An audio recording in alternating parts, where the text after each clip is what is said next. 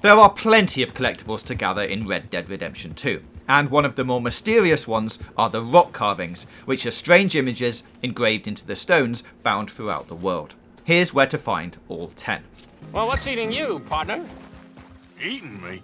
Oh, I'm sorry, I'll dry up. What? This mission begins when you speak to Francis Sinclair, a stranger that you'll find outside his cabin northwest of Strawberry.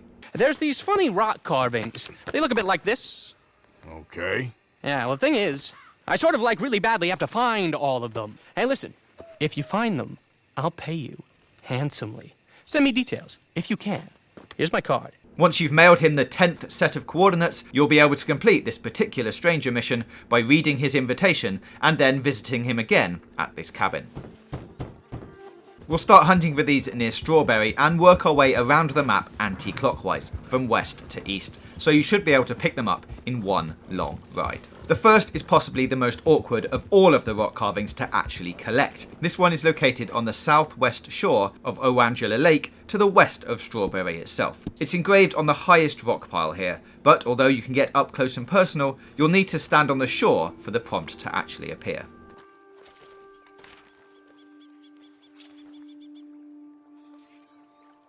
The second is near Mount Shan. Follow the path that takes you towards the summit and keep following it until you're right under the T on the map and the road makes a bit of a snake shape as it turns down the mountain. Here you'll not only find some giant bones, but a second rock carving on the right of the rocks above the path.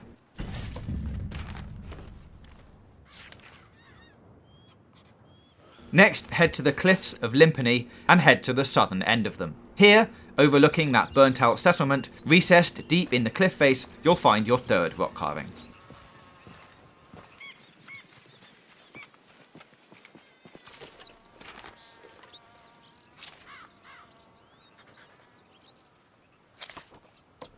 For the fourth, head to the southern point of Moonstone Pond, to the south of Grizzly's East in Amberino. Then go towards the area where the ground rises to the southeast of the pond. Make your way up the side using the little grass path, and then aim for the rocky outcrops beyond. Move past the first one, and then make your way towards the second large outcrop, but duck down the path that juts off to the right before it. Follow the grass around, and you'll see the pyramid-themed rock carving in the stones in front of you.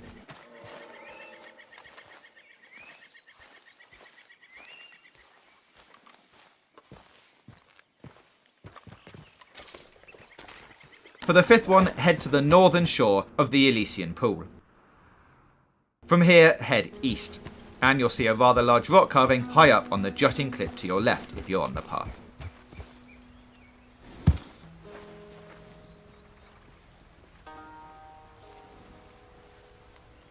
The sixth can be found east of Deer Cottage. Once you arrive here, follow the path up a bit until you can access the rock face behind it. Move along the first level of the cliff face and the rock carving is right there, just loitering above Deer Cottage.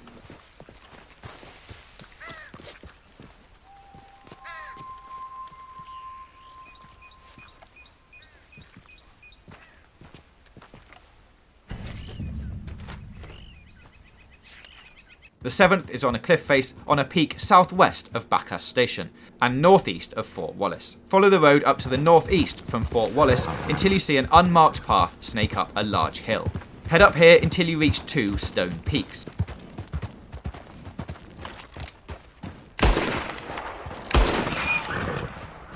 Pass between them and then follow the path around to the left.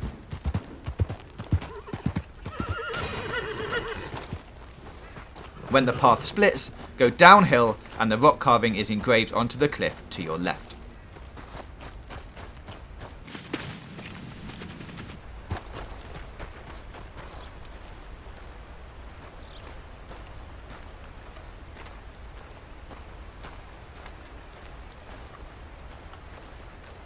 For the eighth one, follow the road that turns east above the sea in Cumberland Forest on the map until you reach a broken rope bridge.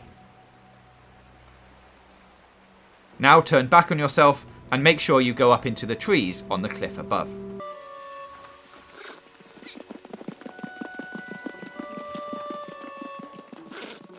Head to the edge and you'll see another ledge below.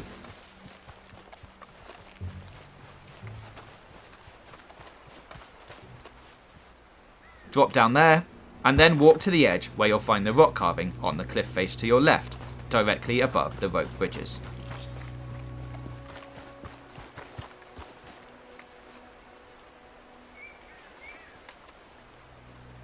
The 9th one is also near a wooden bridge.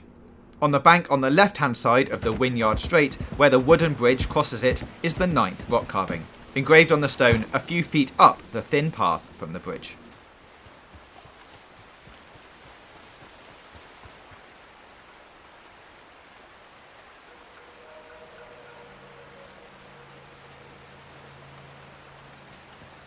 And finally, to find the 10th rock carving, follow the map up into Mount Hagen, until the point is about to reach its natural conclusion. The rock carving is pretty obvious from the path there, on the rock face to your right.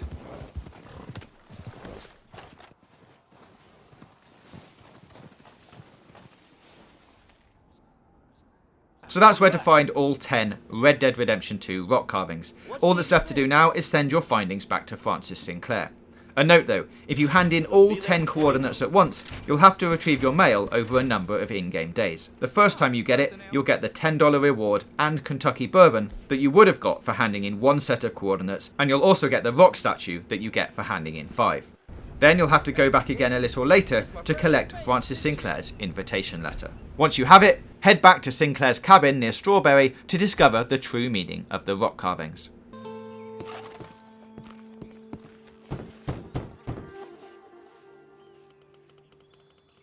Hello? Hello? Mr. Sinclair? Huh? Oh, hello? Can I help you? Oh, I'm sorry for intruding. Mrs. Sinclair? Yes. How did you know? I'm looking for your husband. My husband? Yeah. He's dead. He's been dead since just before Francis was born 1 year ago. Your husband, Francis, is dead? No, this is Francis. My husband, Tom, is dead. I'm a little confused. Yes, I think you are. What was your name? That's not important. Excuse me. So what's actually happened here? Well, it seems that Francis Sinclair is a baby now, but the guy you saw at the beginning of this mission is also Francis Sinclair, but from the future. If you study all the documents pinned up on the wall, which are the same images as the rock carvings, it seems like Francis has been travelling through time portals and going on little adventures, but coming back to this Wild West timeline to record them. Why is another question, as is the location of the portal he's using now. Is it possible to find it in the world? Maybe.